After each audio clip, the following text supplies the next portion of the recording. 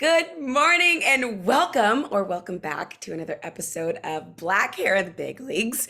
I'm your host, Salisha Thomas, and I'm beaming from ear to ear because I'm so excited. Like my guest today, she is multifaceted. She's got a lot of different colors of her personality, and I've been getting to know her recently over the last few months, and she is truly lovely and also very deep. But before we get in, let me say that this year I've taken on a new project. I'm co-producing with a peer and a colleague of mine, Josie Bray, to bring a new project to the world called Truth, a biofictional choreopoem, and it's about Sojourner Truth and other female abolitionists. And I'm so excited because I'm sitting down with our writer today. Yay! Okay, a little bit about her. She's a thought leader, a public intellectual, a director, and a writer. She's a trained and experienced practitioner of the techniques developed to develop and affect radical social change and help bring about social justice, peace, and empowerment of people whose voices have too often been silenced. Her life's work has been focused on social activism and the uses of theater for radical social transformation. She has worked extensively over the years with theater of the oppressed and is one to get into the trenches when she does her research. One way she's done this is like when she works with incarcerated women.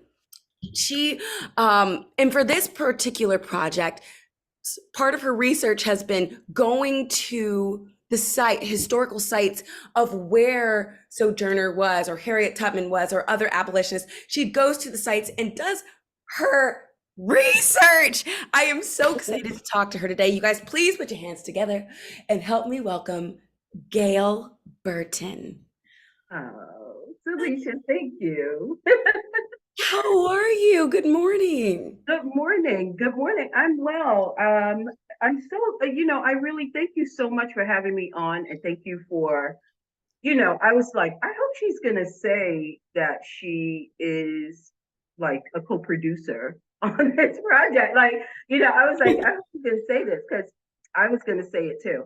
And I'm really, really grateful for that and thankful. And we're like, our mighty team is going forward. So very excited about that. It is so exciting, and I have a million questions, and I'm already like ready to go off script. But I'm so excited about what we're about to do, and it's not completely written yet. Is that right? No, yeah, no. This is a new play project. So it's at its very kind of beginning stages, which is why you can say, oh, she's doing her research, because I am doing a lot of research. Yeah. So, and a new play process is it has like a developmental stage where you do research, writing, stage reading, then you get to a workshop production. Then maybe you can, the producers are trying to get resources behind it. Maybe someone will take it to regional theater, and then hopefully Broadway and off Broadway. So it's a pretty long trajectory, and we are at ground zero. And for me, because I'm a writer, right? Because I'm the playwright, this is a really exciting phase for me. It's the nerve-wracking phase for me, Right. Because I have to produce, Right. but at the same time, it's like really kind of in the womb, kind of coming together, and it's really wonderful. It's really amazing. And then once it gets written and workshop like to the workshop production, it's almost like then you're just kind of like you're Right. pass it off. But it's really interesting, Salisha, because after you do that writing and the creative team, the rest of the creative team takes it on, it's like watching people like bring something into manifestation. Like you hear the characters and it's like, oh my God, I forgot she said that. And I'm like nerdy, so I want to go and like see, and I'm like, oh my God, what are they doing now? And you don't want to be too pesky of a playwright. You want people to have their own creative process, but it's like, nah, she shouldn't be wearing that. Oh, Things like that. But that's a ways down the line. And, theater is really not easy, or it's a little expensive to produce, yes, I do So, know. yeah, I know So because of that, it can take a long time, and you also want to be, um, kind of moving steadily towards the thing. Yeah. I'm so excited, and I feel How is so it blessed. how is it going so far? Like, how was your process? And also, like, I'm asking from a place of one day, like being an aspiring writer or playwright Mhm, myself. mhm, And so I'm mhm. asking, like, how is your process going so far? Do you ever get stuck? What do you do when you're like, oh, where do I go next? Like, how has your process been? Mhm. So it's interesting because I haven't had very much. I haven't had the sense, we're like, we got to be a little superstitious. Like, don't say that because then you'll get stuck, right? Oh, But, okay, okay. Oh but my no, I'm kidding. But like, so I in this project, I have not really been stuck. Um, God. the characters and the work is coming it's coming at its own pace. And what I'm working on now, which is like to help me to be able to do my work consistently, is to find the time, the space, and the schedule, right, and to be consistent. Mm. And even if nothing comes like creatively, there's so many pieces of the work that I always have something to do. And I like that as a writer because then I don't get bored, right? And I Yeah. don't kind of sit and go, okay, I can't do anything because none of the characters are speaking to me today. So then, like, there are other things to do: go back and edit, or move forward and think about, give yourself different exercises or prompts. And I also, it's very important for me not to be isolated. Mm. So I just recently found a writers community here in Rhode Island where I live, and it has a co-work space, and it also is just they have different like kind of social groups, that people, like if you're all like a BIPOC writers circle, queer Love writer circle, like all, like if you write sci-fi writer circle, those kinds of things. And they also have a podcast garage. So they have there's but it's like a little community that you can kind of go into and talk about, like, oh God, I was writing this morning and this character said this. What's going? So I'm looking for like opportunities for those types of communities, and I'm establishing that in Rhode Island because I've not been based in Rhode Island. So it's kind of great because it's like new. Yeah. I'm getting to meet new artists, new people, new That is circles. interesting because I would Great. think, like, as a writer, you would want to be isolated, but it's the opposite. You like Yeah. be You around, don't want to be too social, but you want to have a community of peers that, understand. should I say Mr. Love's company? No, but it's like you want a group of people who can be like, girl, I feel you. Yes, yes. When I'm, and who can say, like, when I'm like that, I do ABCD. Or do you want to do, there's something, what's it called? I think it started happening during COVID. I haven't done it yet. But What? I just finished a writer's residency, a day residency at a place called Linden Place. And they had, Congratulations, that's awesome. yeah, oh yeah, it was great. So they had something, I don't remember what it's called. It's something like a it's like a co-writing hour or co-writing session. And people just come and they write together, like the way you would go to a cafe, Yes. because you want a little bit of like white noise in the back.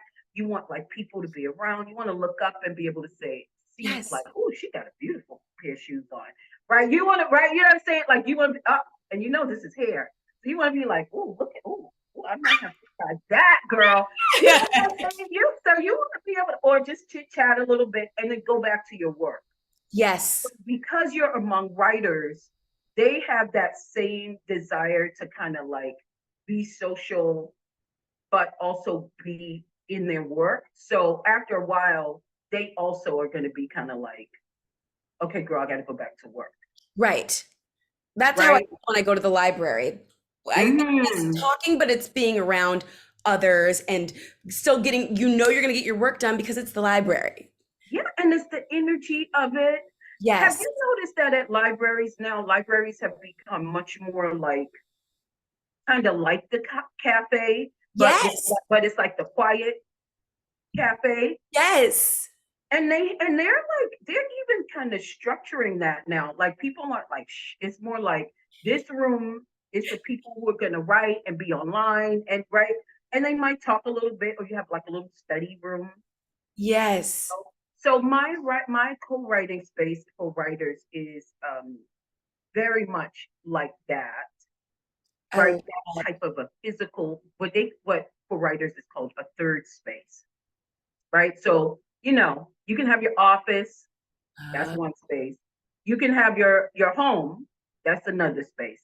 But the third space is the space where you're gonna go, and it's a creative I space. love that, Gail. Yeah. So the co-writing space that I went to, they say we want to be your third space.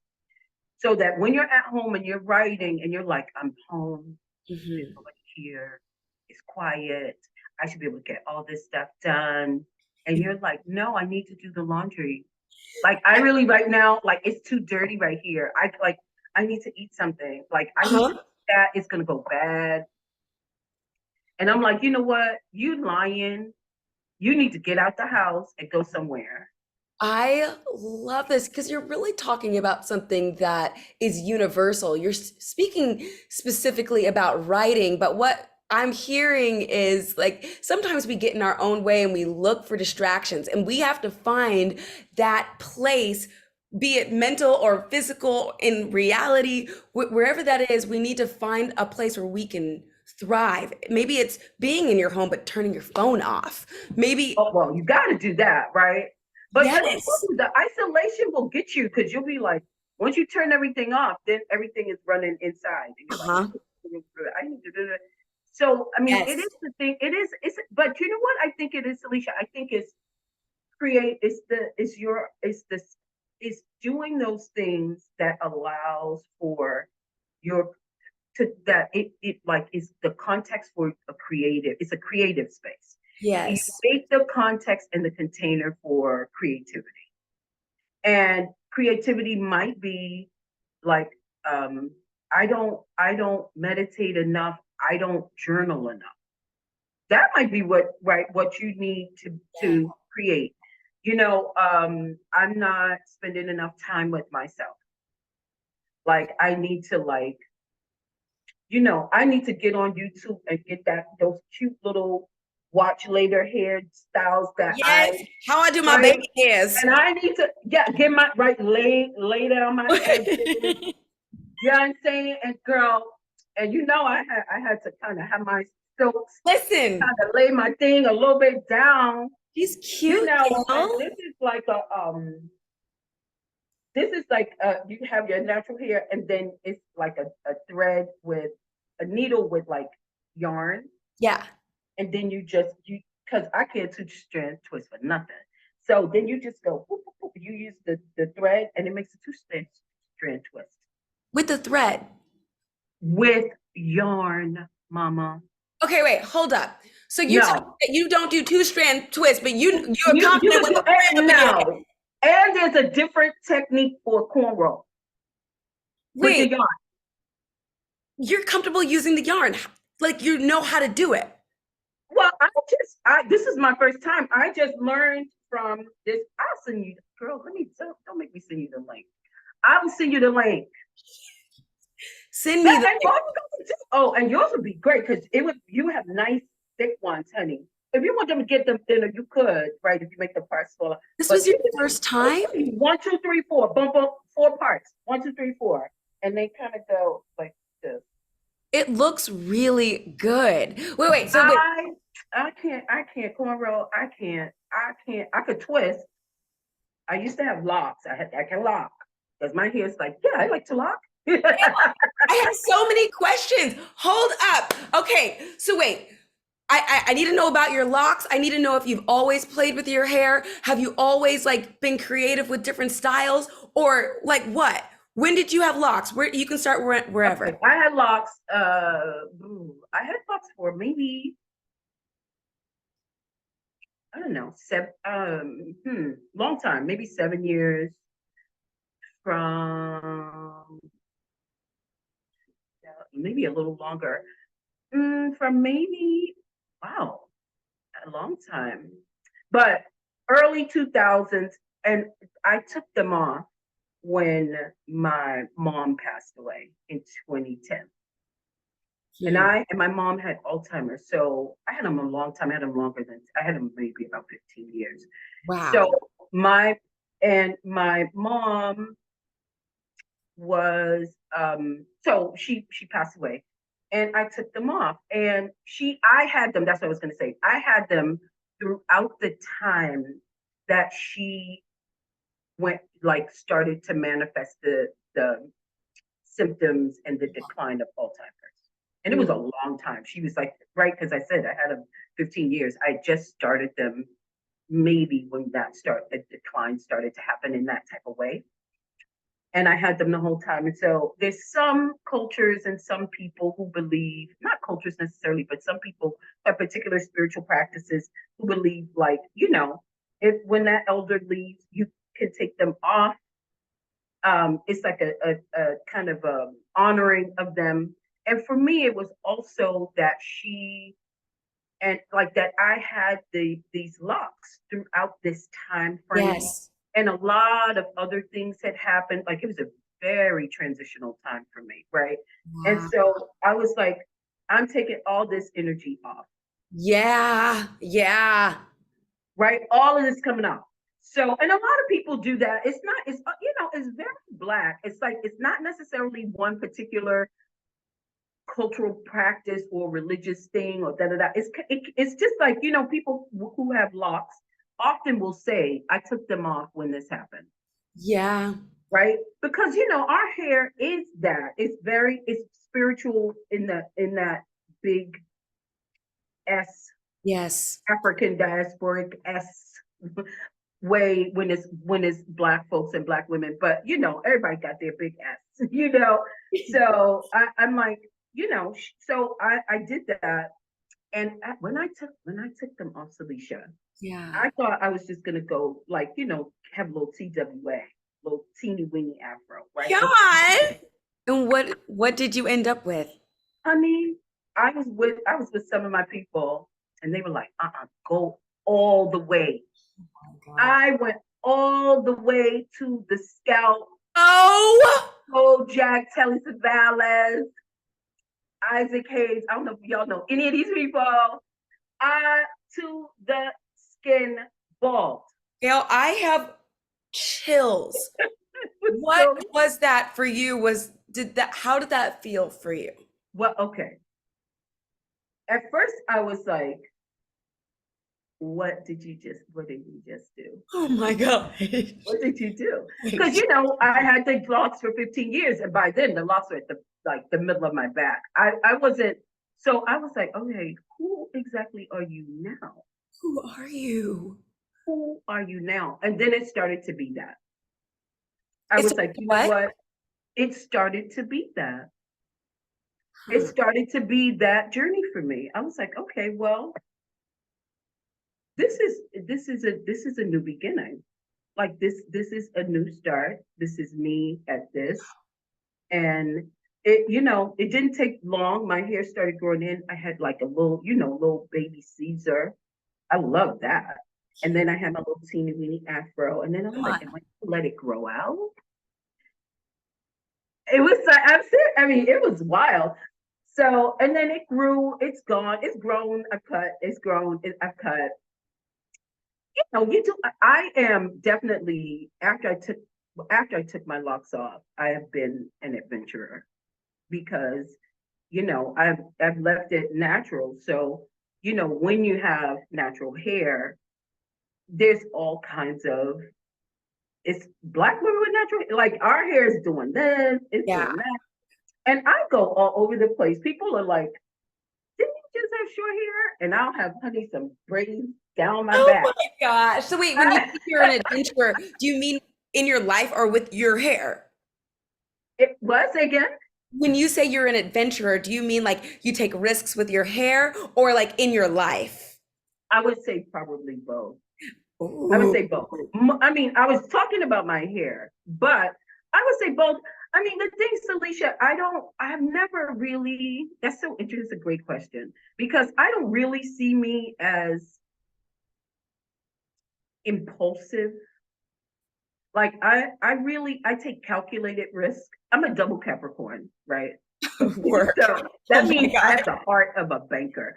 But I have this lovely Pisces rising. So I'm all artistic and stuff.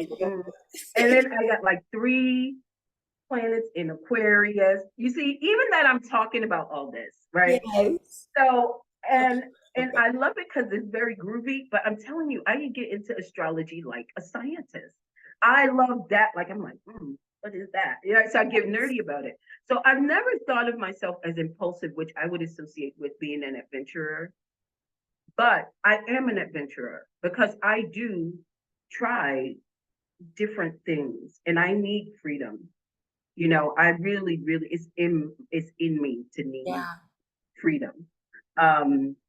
Like, and it's in me to expect justice. It's in me to do that, whether I'm working with incarcerated women or the practice of like how we go about producing this play so that, it doesn't start to be that we're eating each other, you know? Yes. You know what I mean? Like if our play is about the beauty and power and resilience of like our Black female ancestors, uh, then how is it that we're going to start to eat each other in trying to get that thing to happen, right?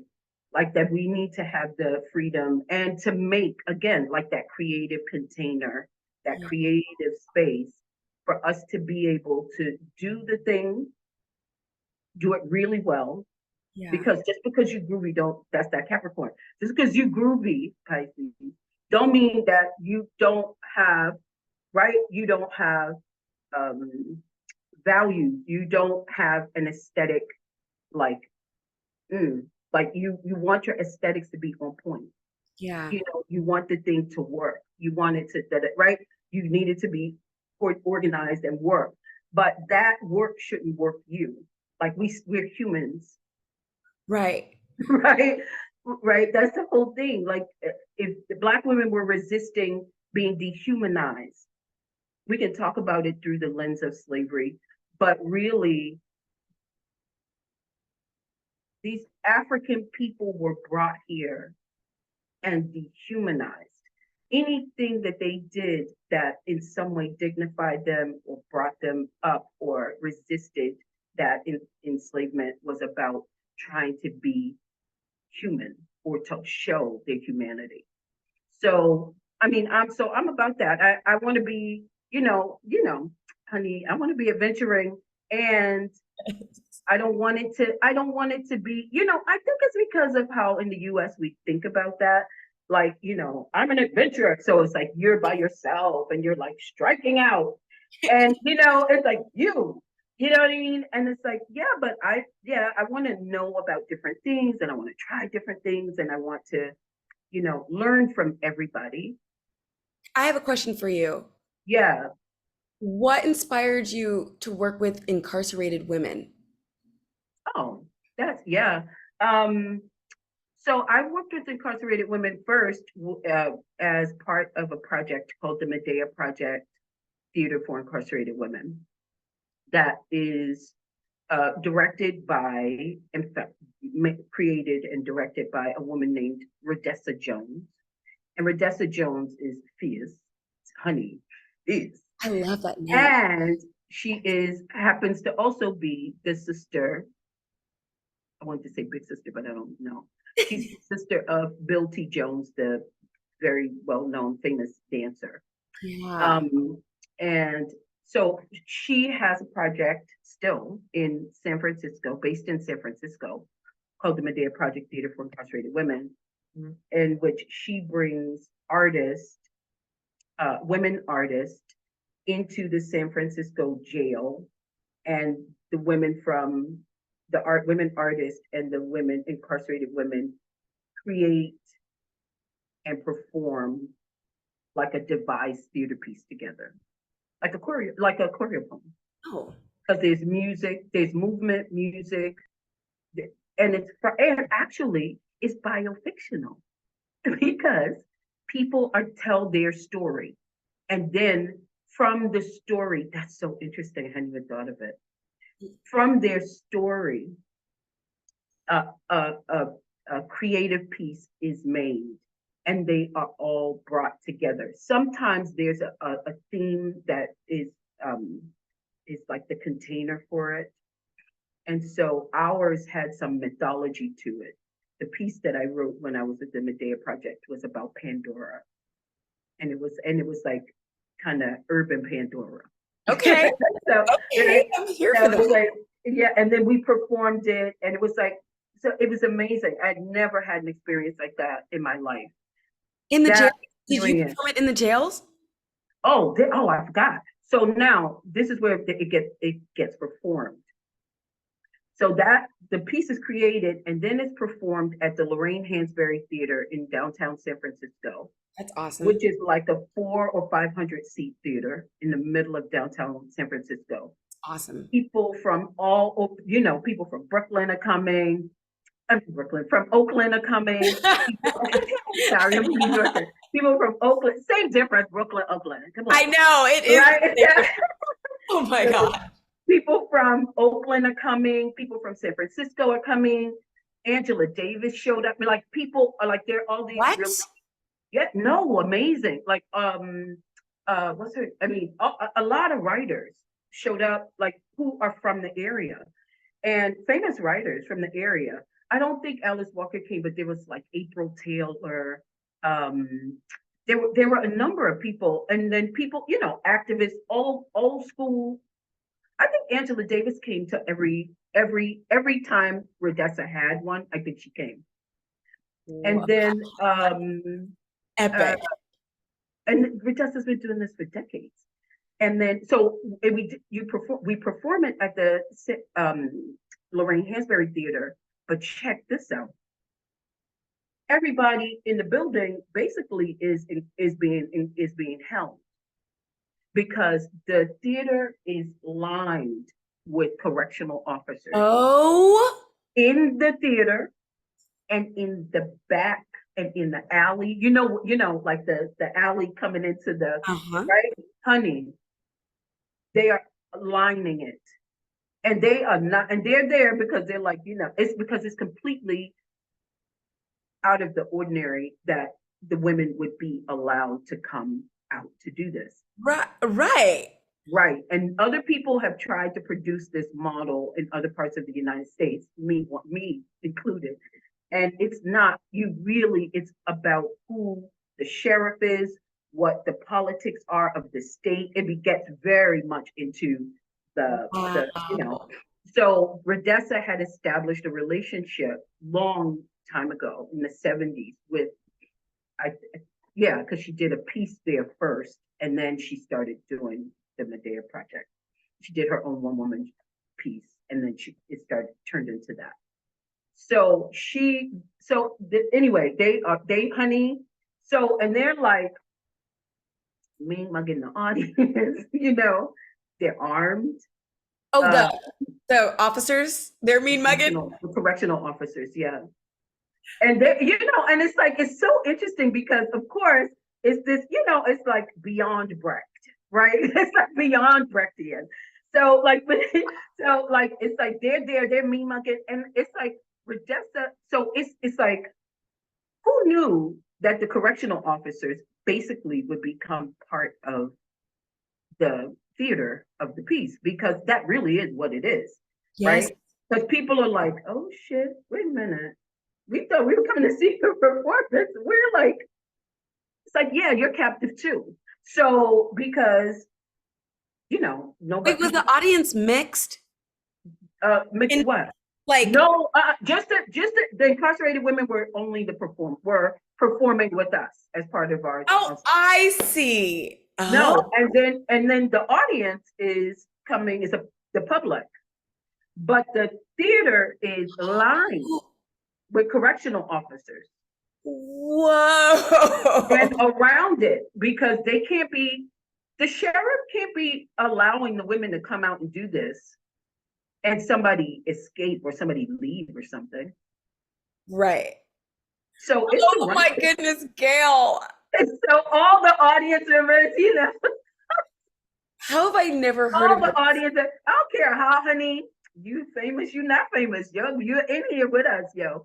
So it's like, Wow. so now this was very early, right, in my like starting to like look to I had done spoken word, done a lot of done some devised theater, and I written my play. That's what I was supposed to be doing in a play that is my heart, my baby, called Muses. So I was in San Francisco because I thought that it was going to be produced there. It didn't get produced there, and I was looking for stuff to do, right? And everybody, like three different people from three different places, said you should do the Medea project. Okay. Like, okay. Sounds like And then I did it, and then that happened. This happened, right? Of like me being in this wacky, like kind of what theater, what? And it changed me forever. I'm like, I don't want to do any like straight theater is great. I love it, but I'm not doing like I got to be in here. It's got to be transforming folks. It's like it's such a powerful tool.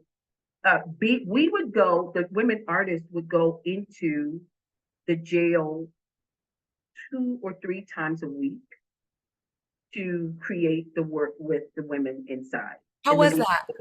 How was that for you? it was crazy.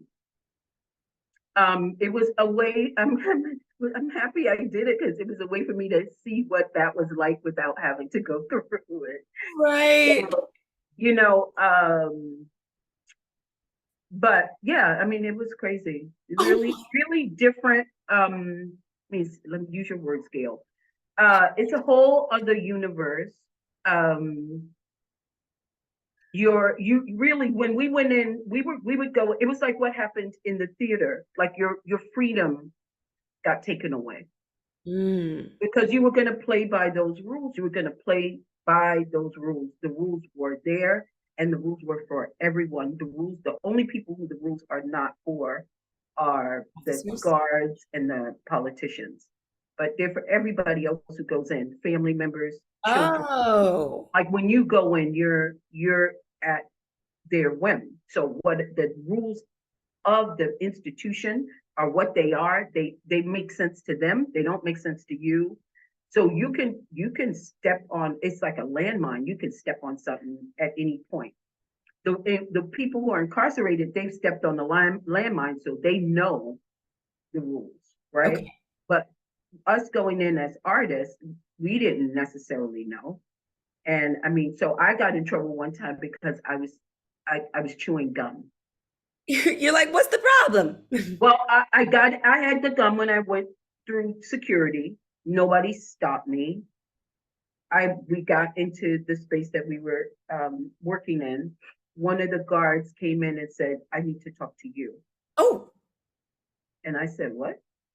And Rodessa said, "Wait a minute, what?" And he said, "No, I need to talk to her." He took me outside. He said, "Are you chewing gum?" I yes, you said, want some? "That's exactly what I said." I said, "Yes." And then I said, actually, I said, yeah. I said, he said, "Do you have any more on you?" I said, "Yeah, right Yeah, there." here you go. And he was like, "Okay, you're going. Like, you're not supposed to have." And I was like, "Well, I didn't know this." And I mean, and you don't have gum because you can chew the gum and put it in the law.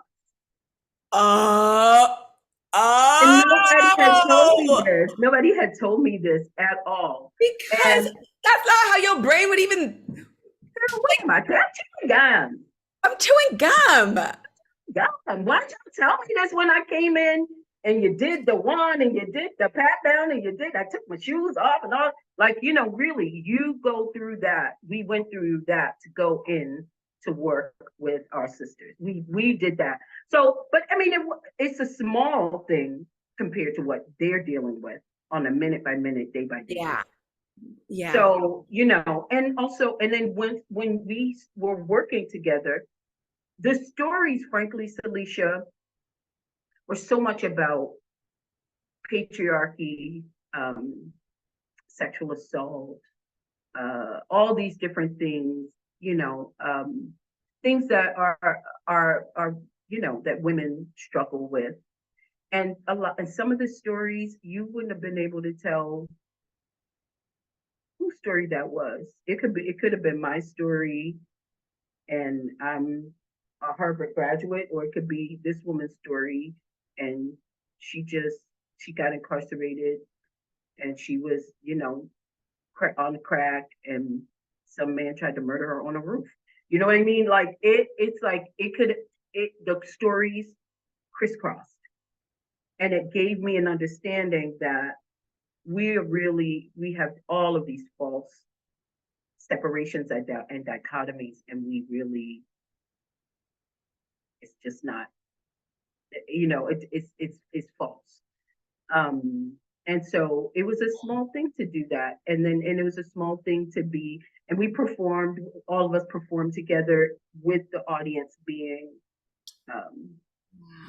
incarcerated with us, and it's such a small step. I'm wondering if I'm understanding this, and I don't want to take too much time, but are you saying, because I've been thinking about something that sounds similar to what you're saying, and I'm wondering if you're saying what I've been thinking about, which is there's so many things that make it feel like it's us and them, and Right. we're here and they're there, and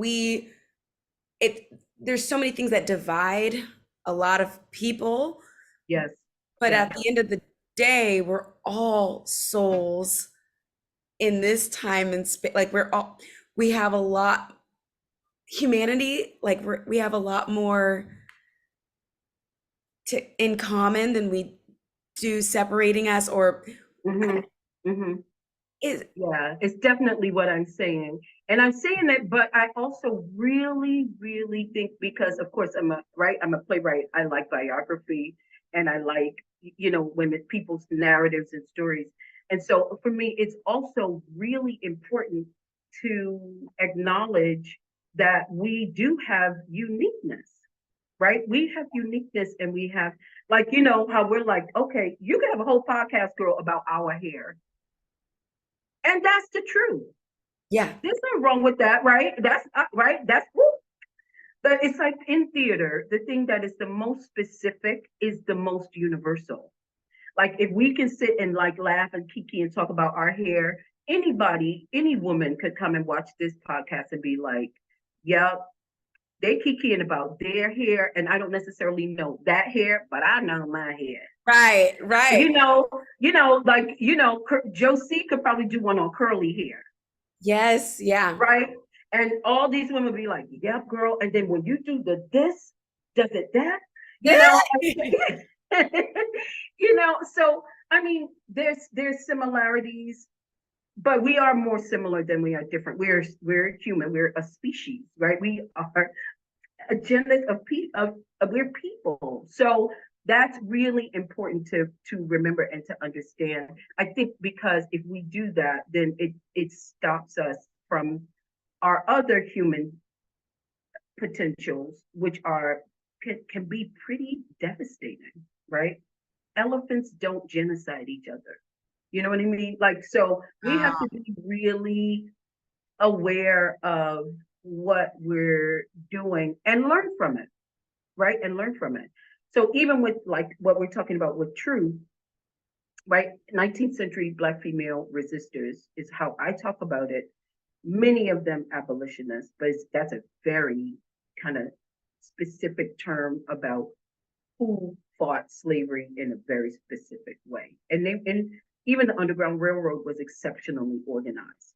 So, but even the resistance of um, Black Civil War, Black Civil War soldiers and veterans, and the women who married them, like, or what people who married within slavery. Like, why on earth would you be trying to get married? Right? You know what I'm saying? I mean, it had all these complexities of, like, you had, the couple was never two, it was always three, right? Unless both people were free. It was always at least three, might be Always six. free what? Six people involved, like, at least. So the couple and one person's owner, and the couple and the other person's owner, or a freedman, uh, the woman and her owner, right? Because the white people that owned someone always had a legal say in, right?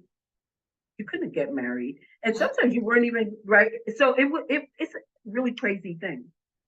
And a lot of the research on that is that I was like, why would you try to? Why would you? And then I'm like, these people are, my husband's from Senegal.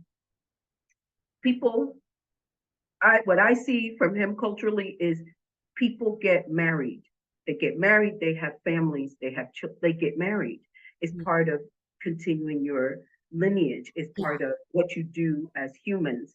Like, you get married, you couple, you continue in the family in some way, right? And that's a very, and I think we sometimes forget who are, like, for me, my ancestors, who our ancestors were. They were African, right? So they were coming with their own values, religion, spiritual practices, understanding of what they should be doing, and whether they had been taken and captured and brought onto a ship that seemed like a spaceship and dropped on another planet. Oh my God. Right? You know what I'm saying? Like, then they were all together, and it's like, okay, well, these people are like me, but we don't speak the same language. They're from a different tribe. So, but how do we figure out how to be together, get together? These people are crazy. What, like, right? So being able, but who didn't have agency? Of course, you would have some agency and some idea about how you should be living and alive once you got to a certain age, once your children got to a certain age, what they were supposed to be doing, and what you could try to still have them be able to do even within this context. Right on. Right?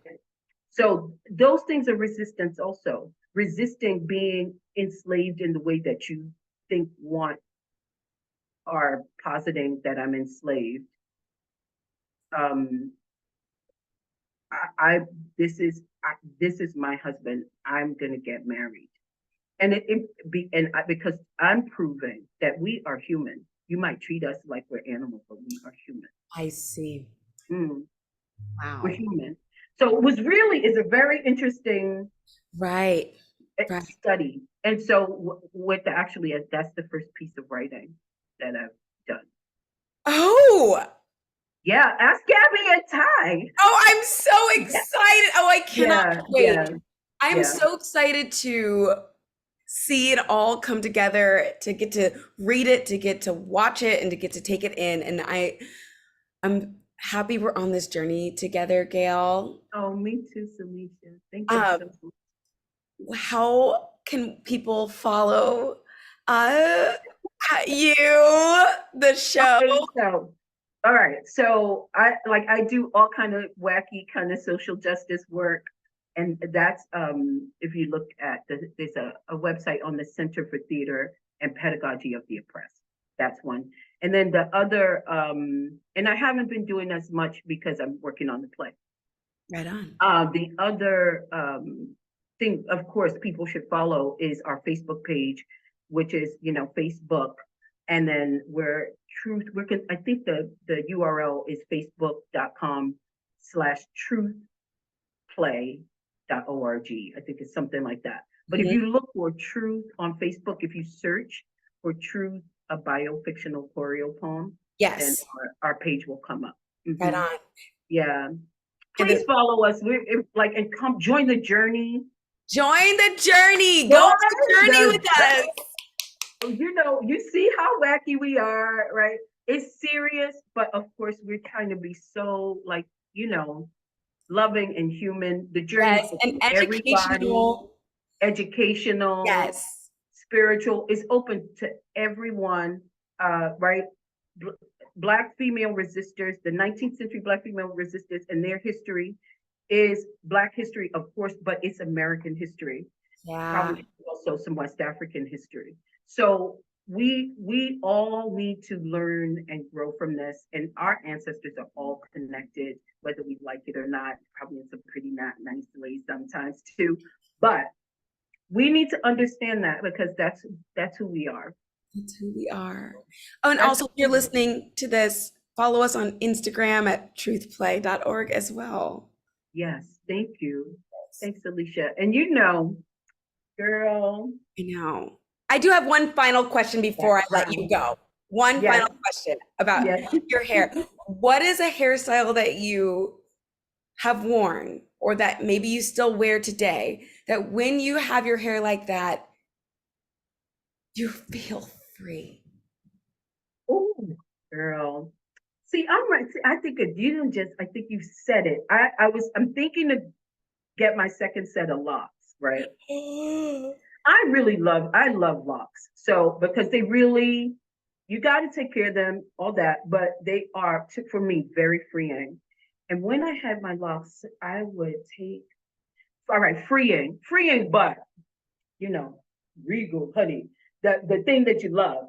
Yes. So I would have them, and then I would take them and go like this, and then they'd be like a nice, like crown. Like a crown on your head. Okay. Yes, honey, I love that one. That's when you like, I'm amping it up.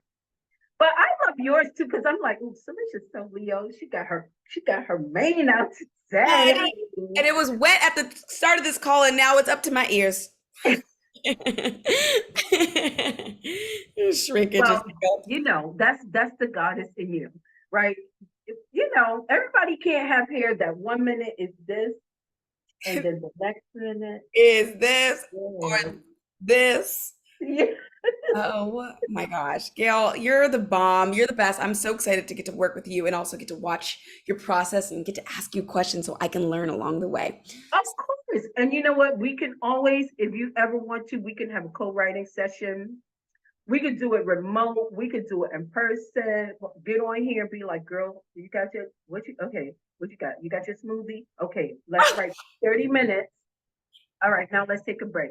Whatever we need to do. I'm very happy to share the process and to be on the journey with you, Salisha. You are fantastic.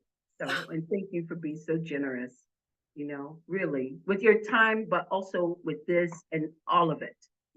Don't think I'm not. Oh, don't think I'm not beautiful. I am. You guys, Gail Burton, everybody. Thank you so much. Thanks for being on Black Hair in the Big Leagues.